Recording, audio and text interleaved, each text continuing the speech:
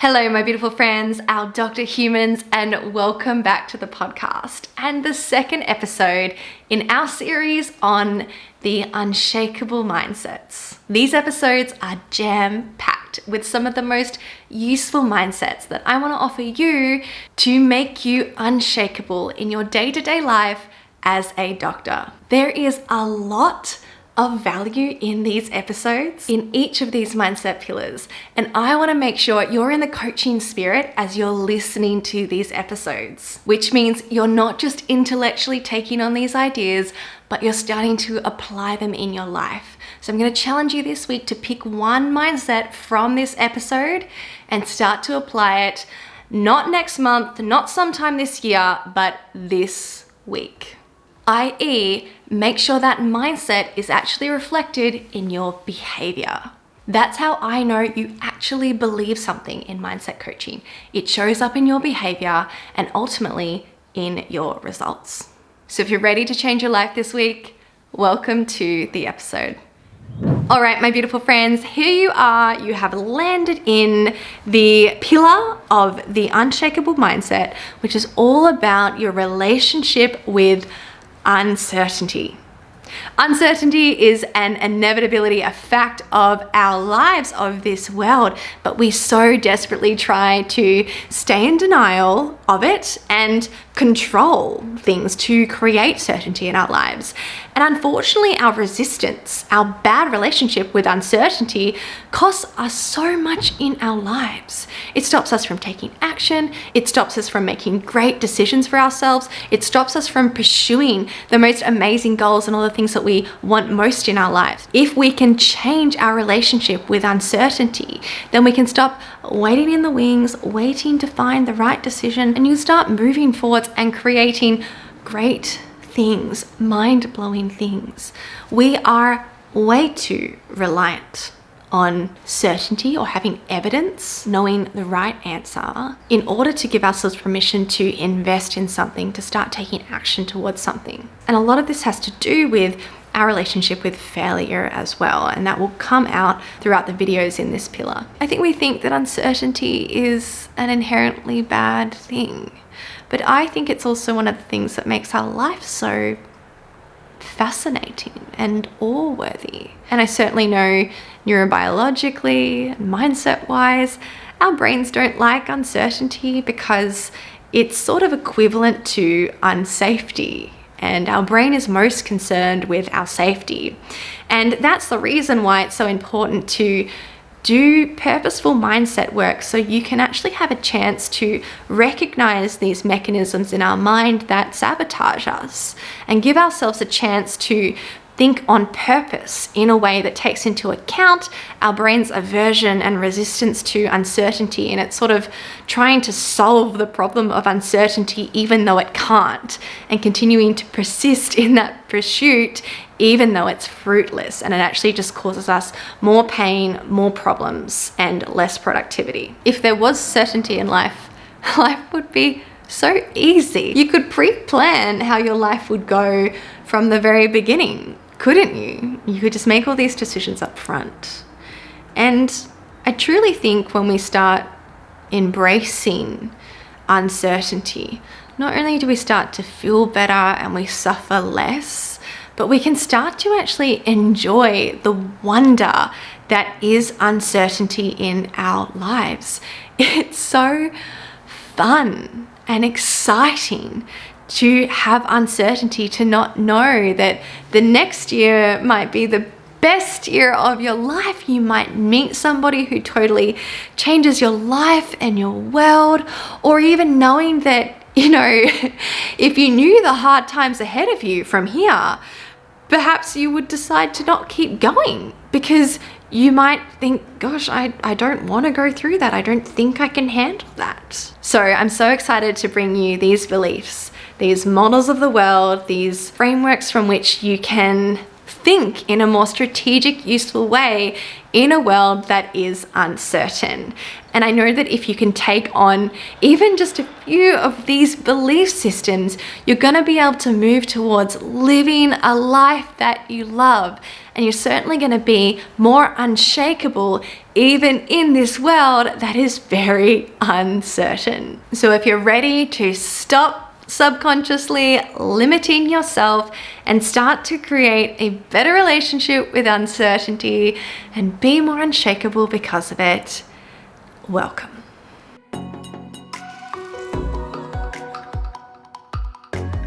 The first belief I want to offer you has completely changed my life, and it's given me permission to do so many of the things that I truly want to do in the world, but I thought I couldn't justify or give myself permission to do because they weren't realistic. I wasn't being realistic. This one commonly blows my clients' mind and totally expands and opens up their world, especially for doctors who are very chained to and limited by subconsciously the need to have evidence to do something, to have certainty, to be realistic in the choices that they make and the goals that they pursue. So I choose to hold belief before evidence.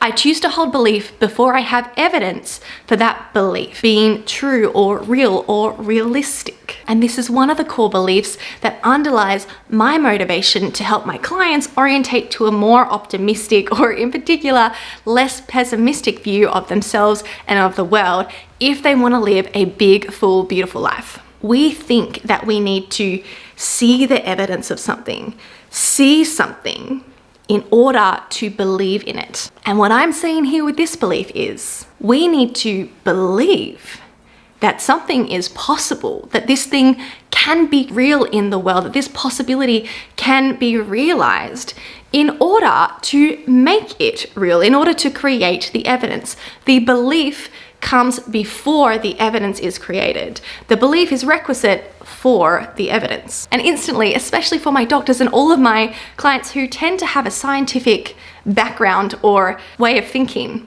we think that this is delusional and unscientific. But I'm going to tell you in the next couple of minutes about how it's actually the most scientific way to live your life, and how following this is a very scientific process. And this will play out throughout the other beliefs in this relationship with uncertainty pillar of being unshakable. So from belief before evidence, I don't require myself to have evidence that what I choose to invest my time, my resources, my energy in will be successful or will be realized in order to allow myself, give myself permission to make that investment. Instead, I know that I need to make a heavy investment in my belief that it's possible in order to maximize my chances of it becoming real in the world. And I know that if I don't believe that something is possible, that that's going to affect my body and behavior in a way that I don't take the actions that are required to make it real, to make it possible. We've gotten confused in our, quote, scientific minds, or we've gotten confused about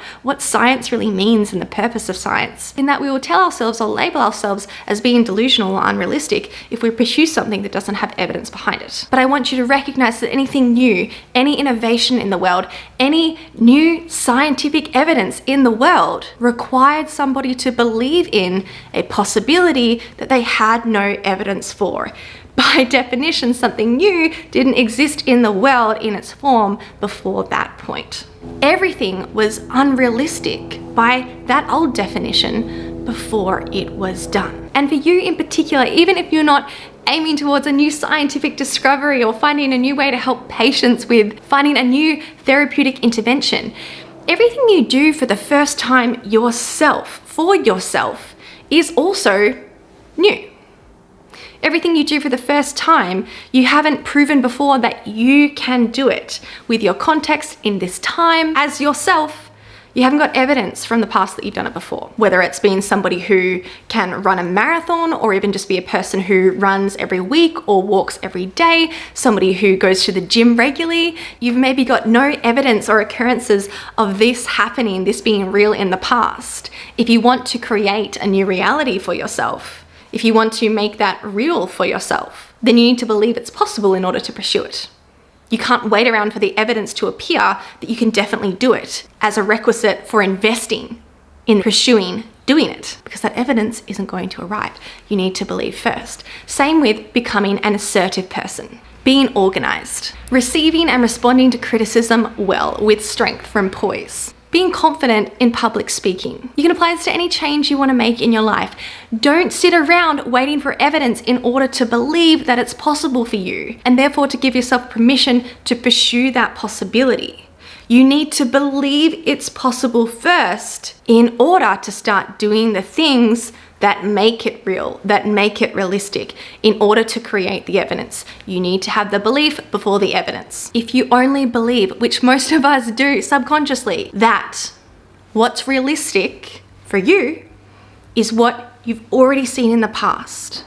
And I hear this in people saying, I know that I can't do it because I haven't been able to do it before. What you're telling me with that, the premise of that is saying, what is possible in the future is already limited by, it exists in this data set of what's already occurred in the past. Don't use your past. Don't use what you have as evidence as the full set of possibilities of what's available to you in the future. That is flawed logic. And again, it comes out sounding logical and like you're being realistic, like you're being sensible, like you're being responsible with your resources. You don't want to invest time and energy and make sacrifices in other areas of your life in something that is unlikely to be successful. But I want you to recognize you're only saying it's unlikely to be successful based on that flawed premise, that flawed logic, which is, I don't have evidence now, and therefore it's not possible in the future. Sadly, as doctors, as people who like to think that they're scientific, we do tend to dress this up and accept this as scientific thinking. We say, well, I'm not going to do anything. I'm not going to choose something or explore something if there's not evidence for it. But you know, especially as a clinician, you know that the scientific evidence that exists in the world today does not represent the full set of possibilities that exist. And you even know that what exists in our scientific evidence basis isn't even necessarily true. There's so many flaws within the scientific process, flaws and biases that we're not aware of, that can mean the scientific evidence that we have can actually it is often revised in the future as we find out that, oh, we actually interpreted that wrong, or that scientific process had this flaw in it, which meant that this didn't apply, or we made the wrong inferences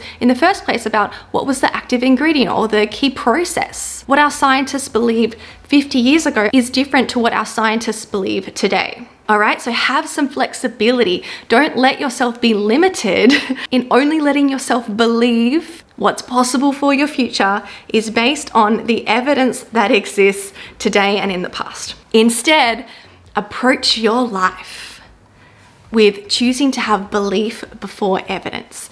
Choose what you want to believe. Choose what you want to make real, so that then you can start to allow that to affect your body and your behavior in a way that you show up to start creating the evidence for it. Scientists actually take this approach too. They don't do their experiments based on what they know is true. What would be the point? They are making hypotheses. And yes, those hypotheses are hopefully high yield based on other evidence that they built in the past. And we do that too with what we decide to invest in or not. But they don't get to know the outcome of their experiment before they invest all of their time and so much money in these experiments. They bet on their hypotheses with their time, their energy, all kinds of different resources, and their careers. And they know that's the cost of being a scientist. And in particular, they will choose narrow, specific questions, because often the best thing they can do is start to eliminate possibilities with the greatest level of certainty about what doesn't work. And they don't then call that a failure when their hypothesis about what works turns out to be wrong. They've eliminated a possibility and therefore they're moving forwards. The cool thing is that when they make those decisions, when they bet on themselves in that way, when they make a hypothesis and then start taking action and therefore moving towards creating evidence, instead of just spinning in uncertainty and what ifs and trying to sit back and research and work out the best hypothesis to start with, they will not uncommonly make miraculous, incredible, accidental discoveries along that way because they started taking action. For example, penicillin was discovered by accident in the scientist taking action and moving forwards and not needing to know all the answers and have all the evidence to start with. But the strategic byproducts of taking action is really a topic for another video. Suffice to say for now, taking action is the best way to create evidence. Not sitting back in uncertainty and perfecting in that researchy, trying to find the right answer, trying to create certainty phase. Now, I want to talk about this briefly on a neuroscientific level, the utility and also the inevitability of the effect of belief before evidence. Because most of us think that our minds are just passively perceiving reality, and that what we think doesn't matter in terms of having an effect on how we show up, and that there is a way to just be objective and factual in the world, and that therefore we do not need to manage and be aware of and take control of what we think. But your brain doesn't just passively perceive reality. Your brain generates, constructs reality. That's why what you believe matters, because based on what you believe, your brain is going to perceive things differently. You are going to experience the world differently, and that's going to prepare your body. It's going to kick off this sequence in your body that changes how you feel and therefore how you behave. Because our brain is predictive. It's predictive so it can prepare our body for the environment that it perceives. Do you want your body to be preparing for failure and things not working and closing off, shutting down, withdrawing when it comes to you facing uncertainty or making a decision? Or do you want your body to be preparing for possibility, for finding solutions, for switching into problem-solving mode to make things work? Do you want your body to be preparing for the best case scenario so that you can show up as your best self and give your belief its best shot of generating evidence? What I'm saying here is, and I'll show you this in a more tangible way in the cognitive program in the PDF attached to this video, but in short, if your brain expects that you will be successful, your body will prepare physiologically for success, and that will affect your behavior in a way that you show up, that you're more likely to create that success. If your mind perceives that there's no solution, this isn't possible, you can't do it, your body's going to be affected congruently with that possibility. It's basically just going to shut down, and then it's going to show up in your behavior too. You're not going to be looking for solutions. And yeah, the solutions might not be there, but notice how one perception from your mind creates the possibility for you to find solutions. And one perception of your mind, one expectation of your mind basically shuts down any chance of you seeing solutions, even if they're there, because you won't see what you're not looking for, and you're more likely to see what you're looking for, right? It's not that you see to believe, it's that you believe to see. A quick real life scenario. I felt so joyous and incredible when I was traveling to Europe last, walking the streets of Madrid. I was like, goodness gracious, this is such a beautiful place. Now, it's not that Tasmania, Australia isn't ranked as one of the most beautiful places in the world in so many aspects. It's not that it's not beautiful, but when I walk the streets of this gorgeous island, I'm not expecting beauty and awe, and therefore I don't perceive, my mind doesn't receive that beauty and awe. My body's not affected by that perception, and my reality is, my experience is that it's not beautiful or awe-worthy. But we both know that's not true. It's my mind that's changed in these scenarios. It's not the fact that Europe is more beautiful than Australia. To me, they're both beautiful and they're just different. But I have a very different experience in both places because of how I'm using my mind, or not using my mind really. We've seen that even wine experts, when they have a glass of white wine tinged with red food coloring, they will hear the sounds of the wine sloshing, they'll receive the sensations of the glass hitting their lips, the liquid hitting their tongue and swishing around their mouth, and they'll be receiving the sensations or the electrical signals more accurately of the visualization of the wine. With all that sensory information their mind perceives, these experts describe the taste, the experience of red wine. Their expectations that got dominated by their visual sensory information changed the experience that they had of the wine. Our mind doesn't passively perceive reality. It constructs it based on expectations. What reality are you constructing for yourself based on your expectations? What are you believing about what's possible for you in the world, what you can do, what you can have, who you can be, and therefore expanding or limiting your possibilities for yourself? Changing what evidence you create based on how that affects your body and how you behave from that expectation, from that perception. This is one of the most powerful changes I make with my doctors who hold so tightly their self-criticism, their pessimism, and they don't even think of themselves as pessimistic people. They're so used to this style of thinking, and they think again that it's realistic, responsible, scientific. But the truth is their mind gives so much more attention to the negative and what could go wrong and what their deficits are, and they say what could be improved, than what's good, what's working, what's possible for them. And until I can convince them that this positive thinking is productive and actually moves them closer to their potential, then we're not going to be taking massive, incredible, evidence-creating action. But I get it, and I have a lot of patience for this because we know what our mind is doing in this case.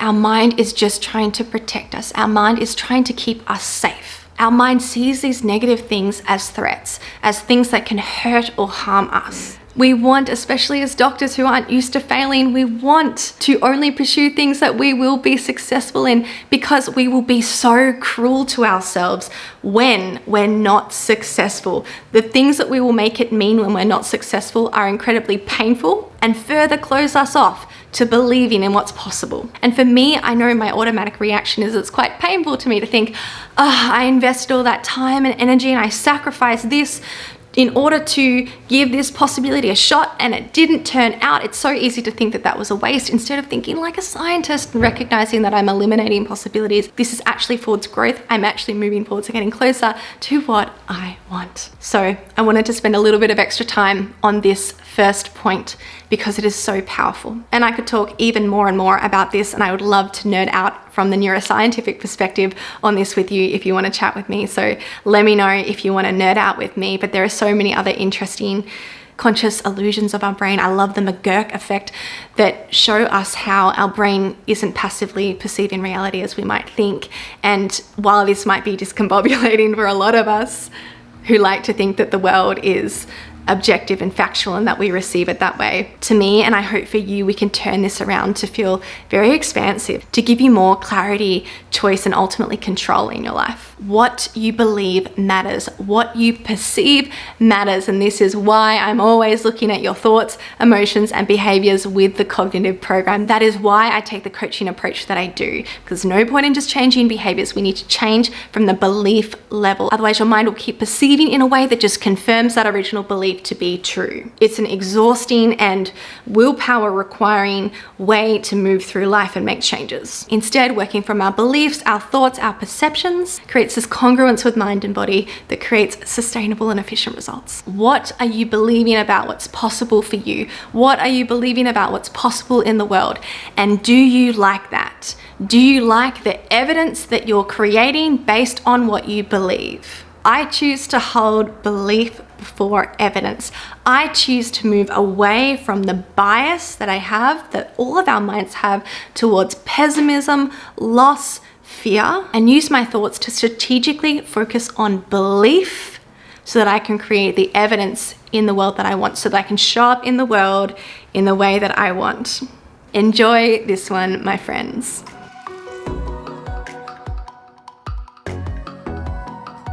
The next belief or model of the world or framework for thinking that I want to offer you when it comes to your relationship with uncertainty is: there are no right decisions. Don't try to find the right decision. Don't sit in preparation and research trying to find the right decision, the right answer. But instead, make a decision and then make it right. Make it right by the way you pursue it.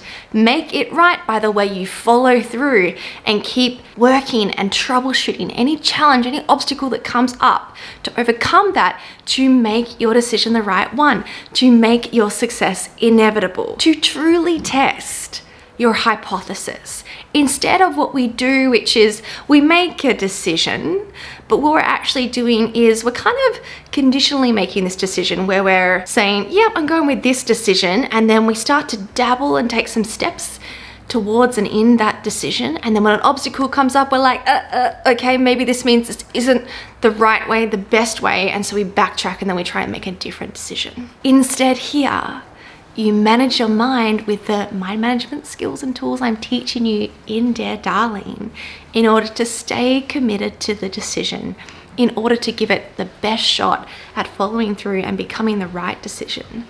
The best shot at really working out, is this decision, is this goal viable, achievable for me? Before you fully commit to the decision and therefore take the action required to make that decision right, you don't really know if it's the right decision. You only know by taking action and seeing if it works and you can work it out. At the time when you make the decision, you don't get to know if the decision will work out. And you certainly don't get to know how exactly it will work out, how you will get to that end success. And I want you guys to know that I brought this forward as a powerful belief system, not only because it's been helpful to my clients, but it's been helpful to me too, because I've had a lot of resistance in investing in any way in a decision where I don't know if it will lead to success or not. One of my strongest objections is, I don't want to invest the time in this if it's not going to work out, if it's not going to pay me back in terms of outcomes and results. I wish I could just know in advance if I was going to be successful in this path or not. But that is just my mistaken entitlement to be able to predict the future. We don't get to know if it will work and certainly how it will work. Instead, we make a decision and make it right. We make a decision, we make a commitment to that decision so that we pursue it and give it its best shot. We treat the decision like it's going to result in success. We decide that it's the right decision ahead of time, even though we don't know. But if we treat it like it is the right decision and it's going to result in success, then not only will we start taking towards action, charging towards doing what we need to do to reach that destination, but we will also treat challenges differently as they come up. As opposed to somebody who hasn't committed to this decision being right, then when obstacles or challenges come up along the path they're taking, then they can easily make that mean, I've just made the wrong decision here. Backtrack, let's start again, make a different decision that is the right decision that won't have any obstacles or barriers come up along the way. This going back and forth because you haven't committed to your decision, you haven't decided it's the right decision, decided to go all in on it, wastes so much time and energy, and it means you half test hypotheses over and over again. And you never really get a solid answer of, could that have been the way to make it work? Or could that have been a goal that was achievable? Not when you're only half having a go. You don't get to know that way. The only way you get to know is not in advance preparing, thinking, hypothesizing, but actually testing your hypothesis. That's how you work out what works in the real world. As I mentioned when I was talking about the belief of belief before evidence, we are too reliant on having evidence and thinking that the evidence that we have can help us predict the future. We want to sit in the research, the planning, the contemplation stage. But actually doing the N=1 study on yourself is where you get the real answers. They're the best answers. Don't rely on population-based research or theoretical ideas that are being distilled down to averages and generalizations. Do the N=1 study. All that matters to you is what works for you. Not for the average and not in general, but what works for you in this situation. Do the experiment, be the scientist. You have the best data set available to you right here. But don't be entitled to knowing the answers ahead of time before you've done the experiment. So with this being said, I want you to be very careful of whenever you find yourself indulging in confusion and telling yourself that you don't know the answer. It's actually not a problem that you don't know the answer, because you know the answer to that. It's start trialing things. You don't need to know before you start. You need to start experimenting. Don't be entitled to knowing if you'll be successful in your goal or not, and certainly not how exactly you will achieve the goal. If you look back at so many of the amazing achievements that you have created in your life, I bet that you couldn't have predicted that that was the exact path you'd take to get there. Not for the big, incredible stuff. It's usually not a clear, crisp roadmap. What led you to where you are now and what you achieved then probably couldn't have been planned by any sound, rational mind. Again, with the focus of understanding how our mind works in Dear Darling, I want to offer you that the confusion and the doubt and the wanting to prepare more and research more and find the right decision or the right how to achieve it instead of making a decision, committing to a decision and making it right, those things are protective mechanisms again. What do we get? What's the payoff when we're confused and we're staying in research and preparation and analyzing mode? We get to stay still. We get to not take risks. We get to not fail and then have to face how we treat ourselves and what we make it mean when we fail. But if I know you guys well, then I know that something that you think is way worse, way more terrible, way more threatening than failure will be looking back and knowing that you didn't try at all. You didn't even give yourself a chance. You just spun in confusion and you stayed in safety and stayed small because of that. It is scary. It is unsettling to invest yourself in a pathway, a decision, a goal. Especially when you've committed to it and then the obstacles and the barriers start coming up and you start to have those thoughts of, oh, maybe I can't achieve this, or maybe I don't know how to achieve this. I don't know how to go through this obstacle. They're hard situations, especially at first, when you're not used to these mindsets. But you are changing your mindsets in order to create the life you want and be the person you want to be. I'm offering for you here to be committed to the decision of what you're going to achieve. Be committed to your goal and be flexible with the how. As the obstacles come up, be flexible in that you know, okay, now I'm going to have to change my tact a little bit in order to work out how to get through this obstacle.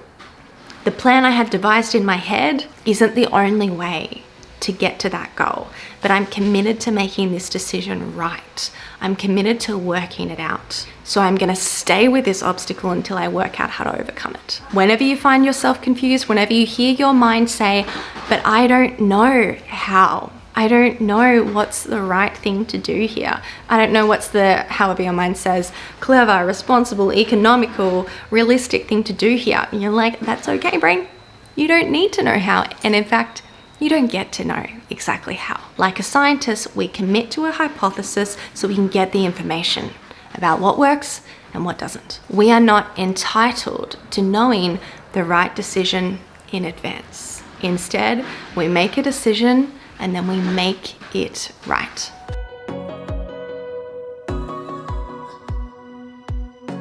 The next belief I would like to offer. A good life is an obstacle course. And by a good life here, I mean a life of growth and exploration. To me, a good life includes growth and exploration, new experiences, as opposed to repeating the same thing. And I don't mean constant change and exploration and growth. I am a homebody as they come. I love my comforts. I love my certainty. I love my ease and peace and sort of knowing in my life. And also a part of what's a good life for me is that challenge, that growth, that exploration, that new change. And I do believe that we all have a balance, a contrast of wanting these two things in our life, growth and change, and then peace and ease and certainty, familiarity. And perhaps we have slightly different amounts that put us in our happy zone. But for the most part, I think we all want elements of both in our life. Now, I used to think that I had a growth mindset because I agreed and nodded my head along to, of course, if you work hard, you can grow, you can change, you can build new skills, you can achieve different things. If you work hard, you can grow. As opposed to what I thought would indicate a fixed mindset was, well, you know, you just are born with these certain characteristics and strengths and weaknesses, and basically they're sort of inherently coded and can't ultimately be changed in any meaningful way. I thought that showed that I had a growth mindset.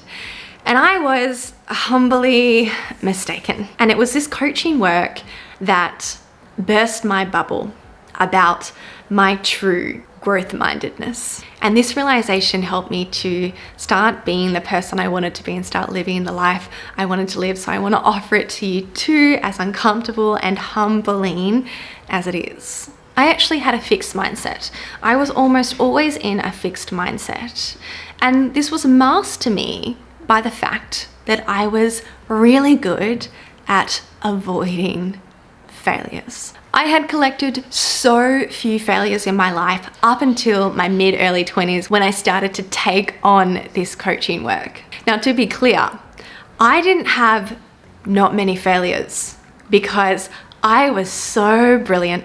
And you know, I really like to believe that I had so few failures in my life up to that point because I worked hard, I was well prepared, I was responsible and realistic, I was strategic. And this is really what was reinforced to me as well through school and society in general. If you work hard, then you'll get the result that you want. And actually, we had an obstetrician say that to us the other day, and he said, it is so hard having doctor couples come in for reproductive work when they're planning to have a family, because they have such a strong mentality that if they work hard, they'll get the result they want. And he was like, that's just not how biology works. And as doctors, we're really used to this meritocracy mindset of if I work hard, then I'll get the result. And so I thought the reciprocal of that, I wasn't getting those negative failure results because I was working hard, because I was being smart. But that's not what my lack of failures showed. And coaching showed me this. My lack of failures only showed that I was playing it safe, which also meant I was playing it small. I was living my life smaller than it could be. I was living well within my limits, well within my comfort zone, even though I worked hard. Even though I was doing things that many people would see as impressive, it was still well and truly within my competence zone, evidenced by the fact that I almost never failed. I was chuffing along, following my paved path of being a doctor, which for me, really did sit in my zone of comfort and competence. Again, evidenced by very few failures. And I'm not at all necessarily saying that medicine is easy. I'm just saying that you could see that me following that path was within my zone of competence. And there surely would have been more things I could have done within medicine to take me out of that zone of competence. But up to that point in my life, I had minimal failures, minimal rejections, minimal people disliking or disapproving of me, minimal people laughing at the audacity and the outrageousness of my life goals and dreams. All symptoms of me not behaving in the growth mindset. Remember, our beliefs show up in our behavior, and our behavior creates our results. My results weren't telling me that I had a growth mindset. My results were telling me that it was really important that I kept proving my competence to myself, that was more important to me than growth or getting whatever I wanted in my life. This lack of the growth mindset showing up in my results was even more starkly obvious when I asked myself the coaching question, really truly open-mindedly. What would be your absolute dream life? Not what's realistic and what's available and what you see other people doing, but if you could have anything you wanted, if you could live any way you wanted, what would you be doing? What kind of work would you be doing? How much time would you spend working? What impact would you be having? What other things would you be doing within work and outside of work? What kind of relationship would you be having? What other things might you get involved with? In what ways would you like your personality to evolve? What creativity, flexibility, freedom, challenge would you have in that life? And asking why I didn't have that now. Asking why I wasn't pursuing that now, if that was the dream to me. And it's not because I didn't want it. It's because I didn't want to do it, invest in it, and then fail. I could also see that I didn't have a growth mindset in even just thinking about starting to do more things when I failed, where I would likely fail, and feeling this resistance. And that resistance was there because I knew how poorly I would treat myself when I failed. That I'd criticize myself, I'd doubt myself, I'd want to backtrack on my decisions. And I'd ultimately make it mean that, hey, maybe I wasn't cut out for this. Maybe this isn't going to work out. Maybe I can't actually have what I want. I can't actually live my life the way I want to live it. And I should just go back to my little zone of competence and safety. And having that, quote, confirmed by the failure is just so painful. You can see how this is a fixed mindset because I'm making my performance mean something about me and my ability to achieve what I want to achieve. I'm drawing a verdict about what's available to me based on my performance. And I'm suddenly losing that growth-minded sense of, if I try a different path, if I learn a new skill, or even if I just do a few more reps of what I've already done, then I might just get there. And something you should know about the growth mindset and the fixed mindset is it's not a personality trait. It's just a style of thinking that you can go into and fall out of. And for me, I had very strong patterns where a failure, or even thinking about a failure, would put me into that fixed mindset, or reveal my fixed mindset that I was keeping at bay, hiding by avoiding failures. So with this belief, with this frame of thinking, with this model of the world, a good life is an obstacle course. It asks you to change the way that you relate to failures, undesired outcomes, obstacles that come up in your life.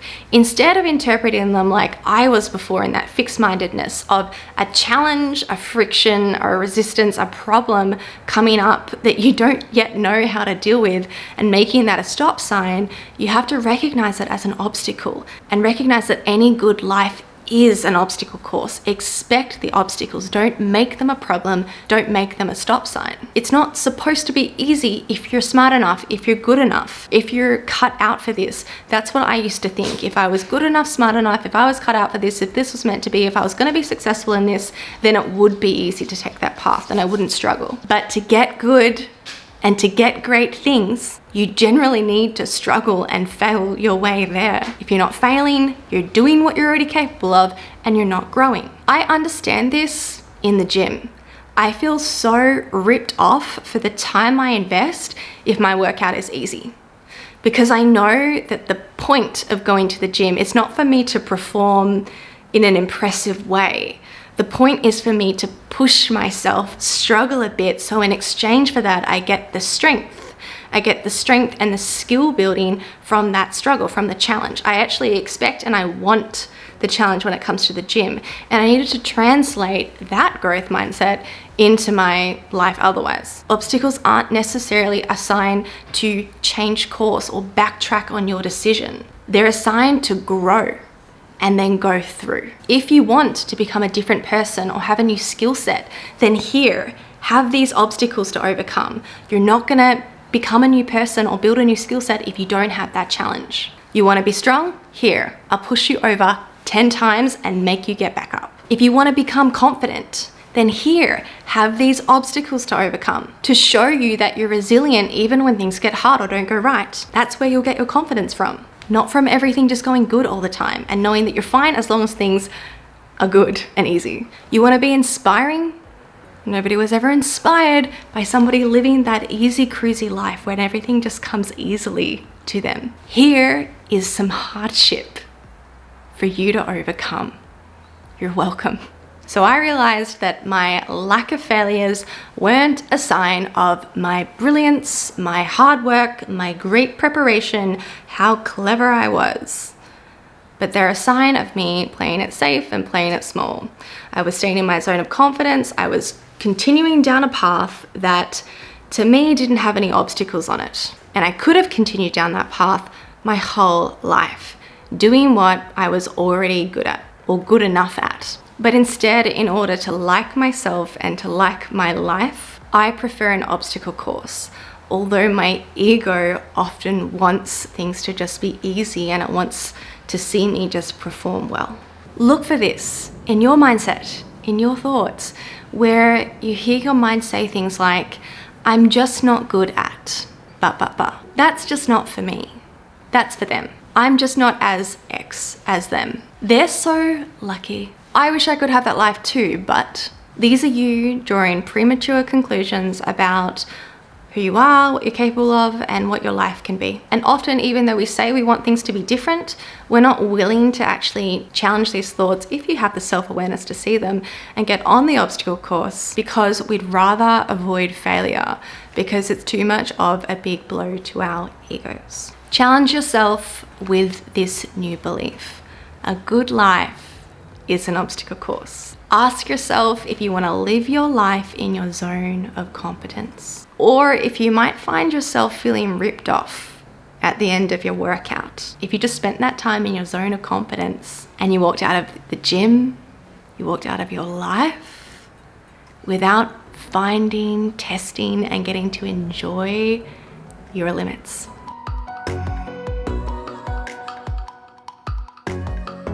So far, I've told you to believe in possibility without evidence.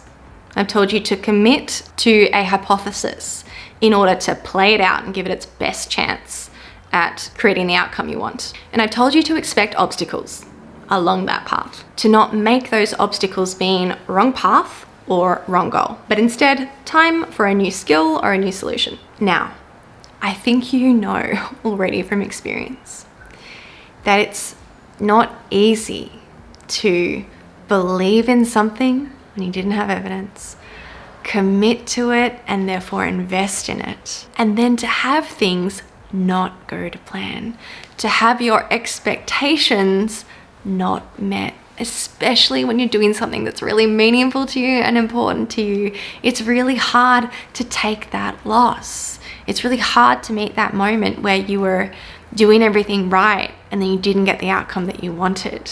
And yes, changing the way you interpret those obstacles as not being total failures or meaning that you're not going to make it or that you should change paths or that you're on the wrong track is an important part of that solution and creating the resilience to be able to keep going and not suffering as much. And also, this belief is about holding high expectations and treating yourself well when they're not met.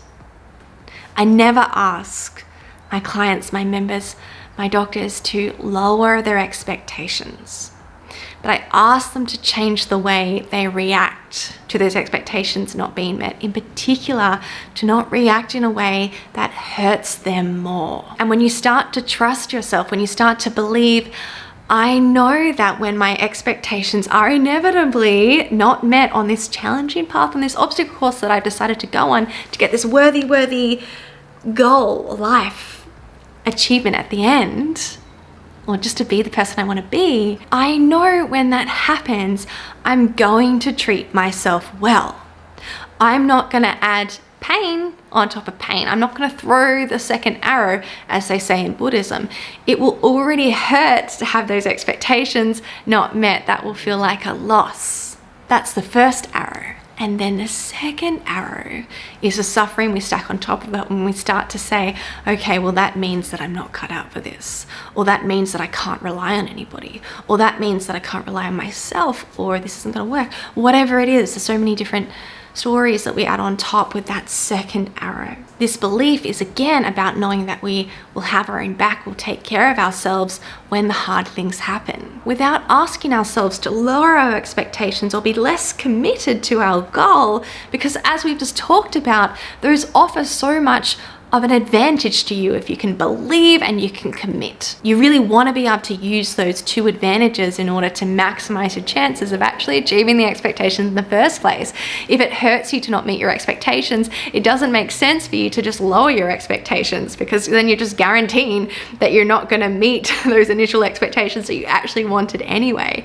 Not if you don't aim for them and strive for them and give it your best shot. So more specifically here, what I want to offer you in terms of what it looks like to treat yourself well when your expectations aren't met, to keep your expectations high and change your response, is to recognize that it is a loss. And it's something that you might actually want to respect and honor by feeling the sadness, the disappointment, the even grief and mourning of wanting something and having an expectation, then not having that met. This is something that's actually painful neurobiologically. I actually wrote this equation roughly years ago that our happiness is our reality minus our expectations. So our happiness will be in the negative if our expectations are greater than our reality. If our reality is greater than our expectations, then we're going to be over the moon. But if you can appreciate how your expectations and reality ratio affects your happiness in your life, then you can appreciate that when your expectations aren't met, that this can be a painful thing. And with that, it deserves our human compassion or just attention, acknowledgement, validation, that human suffering. My ability to treat myself well when I'm hurting is a part of my resilience that allows me to keep going. If I don't tend to that wound, right? Imagine you had a physical wound, you didn't tend to it, but then you just kept on charging. That wound is not going to heal properly. Say it's a broken bone, then I'll have a compromised bone throughout the rest of my journey, my trip, my challenges, or maybe I'll have an open wound that then later down the track gets infected and then totally disables me or wipes me out altogether. It's the same thing with these psychological pains. If not attended to, they can become bigger and disable us in a greater way later. Whereas if you can have these high expectations, take the benefits of that, and then also treat yourself well when they're not met, it will make you more resilient. And it will also make you more willing to have high expectations and then to take risks and take massive action in order to try and meet those expectations,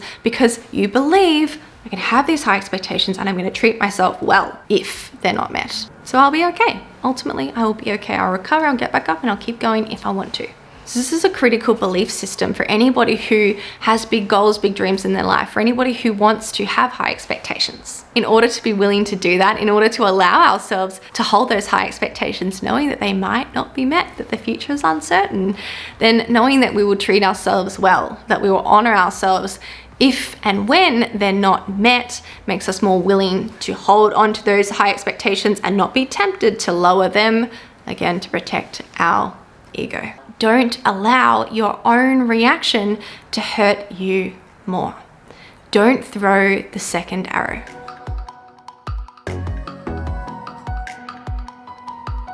All right, my beautiful friends, the next belief that I'm going to offer you in terms of our relationship with uncertainty is, I am always choosing. Don't lie about your power. Here's the thing. You're an adult. Nobody is forcing you to do anything. You have chosen your life. And every day you continue to choose your life. Yes, so many circumstances were placed upon you, but then the way you respond to them and whether you decide to stay in or change those circumstances is a larger part of the life that you actually live today. This is not me blaming you for the results that you have or don't have, or trying to ignore the limitations and restrictions that are placed upon us by society, including discrimination and disadvantage. But this is meant to remind you of your power. Certainly not everybody has equal opportunity and equal choices available to them.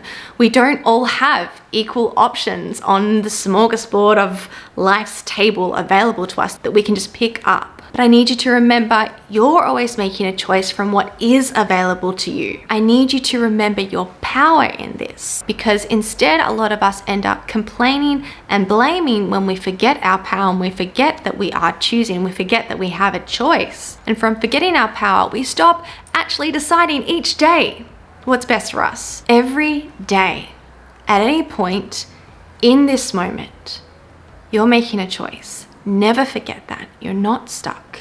And you can make a different choice anytime you want. You don't owe your last choice, your last decision, or other people's understanding of who you are or what you want. You don't owe staying in that or staying consistent with that to anybody. Always be the kind of person who knows she's making the best choice for herself today, in this moment, and the kind of person who knows that if ever she sees she's not making her best choice, then she'll allow herself, give herself permission to make a different choice, because she knows her power. Relationships are a great example. You do not just make a choice to marry someone even, and then that choice is made for the rest of your life. You need to choose that person every day if you want to stay in a relationship with them. If you're not choosing that person every day, if you wouldn't re-choose that person, then you can give yourself permission to make another choice. You always have a choice. I say that because for me personally, I wouldn't want to be in a relationship with somebody who wasn't choosing me every day. I believe that a relationship requires an active, voluntary commitment to the other person. And if they're not choosing me, if they're not choosing to see my magic and appreciate me, then the relationship is doomed anyway. We don't really have a relationship, we just have a marriage. I want to live a life where I keep things in my life very purposefully. And that doesn't just mean that if I'm ever unhappy with something, I'll make a different choice. A lot of the time, the actual work I do is I see, I'm complaining about this, or I'm not appreciating this, or I feel like I'm not choosing this, I'm feeling some kind of resentment towards this. And then often the change I have to make is recognizing, oh, wait a second, that actually is a choice that I want to make, but I am not really choosing it, in that I'm not using my mind to appreciate and create the goodness that I want to experience from that. Let me give you some other examples. You might not feel like you're choosing to go to work, but maybe you're choosing to have the steady income from your work. You might want to complain about work, you might resent it, you might be not appreciating it, but if somebody suddenly took away that money from that means, and you could no longer make money through that means, would you be like, whoa, wait a second, I did want that. Actually did want that. That was my choice. Another money example, what about not paying taxes? If you had a choice, could you not pay taxes? If I took away your ability to pay taxes, you'd be like, yes, Beck, thank you, finally, this is what I've been asking for. But no, it's not how society works. If you don't pay your taxes, you go to jail or get fined. I actually don't know what happens. Something that I'm not willing to have happen, whether it's a fine or go to jail or be banned from business society things. You'd be like, wait, let me have access to my money so that I can give the government my money, because I don't want the consequence of going to jail or getting fined or being banned from participating in business operations or society. You might not feel like you're choosing to drive your kids to sport, but you are choosing that because what you're really choosing is your kids being healthy and happy and getting the advantages of playing sport. Maybe you think you don't like or don't choose to ask for what you want, but of course you're choosing that hard thing that many people find hard because you want to increase your chances of receiving what you want. So yes, you are choosing that. You might think that you don't like and you're not choosing to resent your partner, but actually you do like that you get to feel safe in not asking for what you want, in being able to tell yourself the story that you don't ask for much, you don't ask for anything at all, to be able to feel the safety that you get from that. You might think you're not choosing or don't want to choose, blaming other people and feeling like a victim. But maybe what you do want and what you are choosing from that is getting to tell yourself the story that they're the villain and I'm the innocent victim. That there's nothing for me to do or change here. I don't have to do the hard work of looking at myself because they're the problem. So do you see what I'm saying here? We're always choosing. And when we recognize we're always choosing, then it prompts us to look at our reasons. Why are we choosing what we're choosing? And then from there as well, you get to decide, am I going to keep choosing that? Is that really what I want? And actually, therefore, I might complain less about this because this is actually really what I want. I'm actually happy with this choice.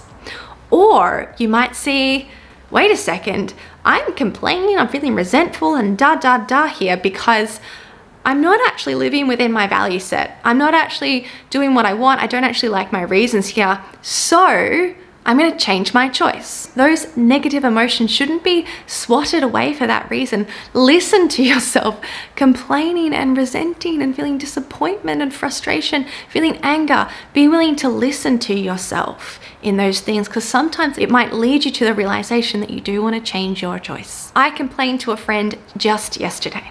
And as I was speaking, as I was hearing myself, I realized I'd placed these limitations on myself, thinking that I had to make this decision. And as I heard myself complain, I was like, I'm doing this, but I actually want to do this. And these are the reasons. And I was like, wait a second, I do not like those reasons. I do not like that limitation I put on myself. I'm going to choose a different choice. I'm going to stop complaining and I'm going to choose a different choice so I don't have anything to complain about. And also, sometimes we will complain about choices that we actually want to make, that we actually like. And in that case, I suggest you clean up your thinking. I suggest you use mind management to enjoy the great choice you've made. The last thing I want to say on this is that choosing is losing. You can see that in the examples that I gave. When you make a choice, even if it's the choice that you want, inherently by making that choice, you're losing the other option, or there are consequences or other flow-on effects, package deals with those choices. Like wanting to have healthy kids who go to sport, you need to be able to work out a way to transport them there and invest in that transport mechanism. And it is okay to not be cheery or be upset about the loss and the cost of that choice. That's okay. And you can spend a bit of time there.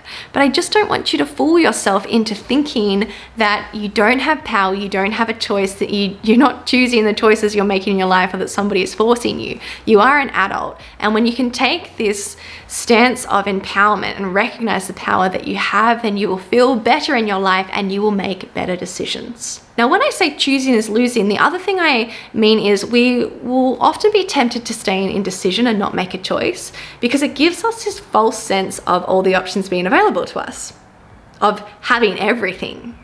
And when you choose, you lose. When you choose one of the 10 options, you lose 9 options. You realize one option actually comes into your reality and you get the benefits of that, but you lose that potential for all the other options. There's an opportunity cost there. And I just want to let you know that is okay. I would rather you make a choice, commit to something and move forwards after all the things I've said in the rest of this relationship with uncertainty pillar.